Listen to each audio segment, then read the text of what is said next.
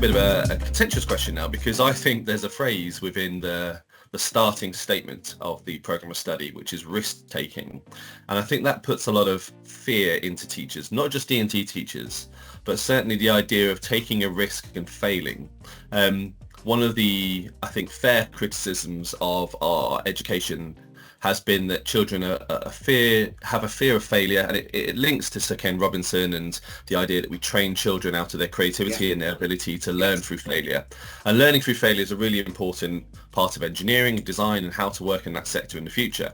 So what does risk-taking look like to Key Stage 3 D&T teachers and students? Well, it can take many forms, but as Jonathan Ive said, if you're not failing, you're not trying. And, there's one of the world's best designers. So when you talk about taking risks, you can do lots and lots of different things.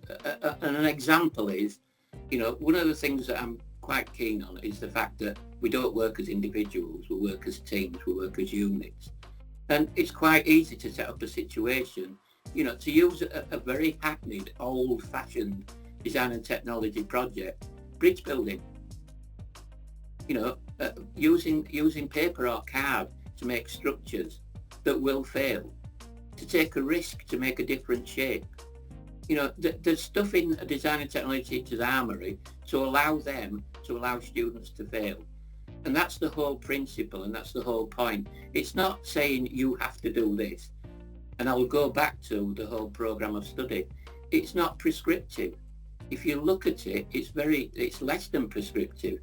There is no way on earth you're going to cover absolutely everything that's written down there, and people shouldn't be afraid of that. So the risk taking can take a number of different ways of actually doing things. So that's one example.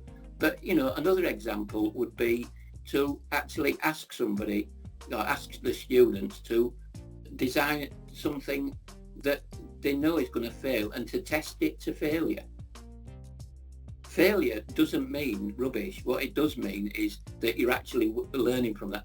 That's how we all learn. We don't learn by saying, well, that's the right answer. We learn by making mistakes, and we learn by failing. And that's been one of the biggest failures of the curriculum, because teachers under pressure don't allow students to do that. And I'm very sad that that's actually happened. So building that in, and once again, it's not saying you've got to do this every lesson. It might be one lesson, 1 hour in half a term where you do that. It shouldn't be prescriptive. It should be spontaneous, in fact. If you go into a classroom and there's a pile of rubble and plastic bags and all sorts in the middle of that classroom, your students come in and go, what's going on? I thought we were doing making our boxes or whatever it is you're going to make. And you give them a brief as a team. You give them a scenario, which I'll come back to, no doubt, throughout this discussion. And then you say you've got an hour to do this, and you can do all that, and the kids, it's a challenge. And then the other thing about risk taking is, I know there's a lot of fluff about the difference between boys and girls. I have to say that boys are better risk takers because they don't think about the consequences. They get on with it. You see that in the classroom all the time. The girls just step back and weigh it up. And I know that's, kind of generalisation, but it's only generalisation based on what I've seen in like 30 odd years. So you should allow people to be themselves, take risks, work in teams. That's what it's all about.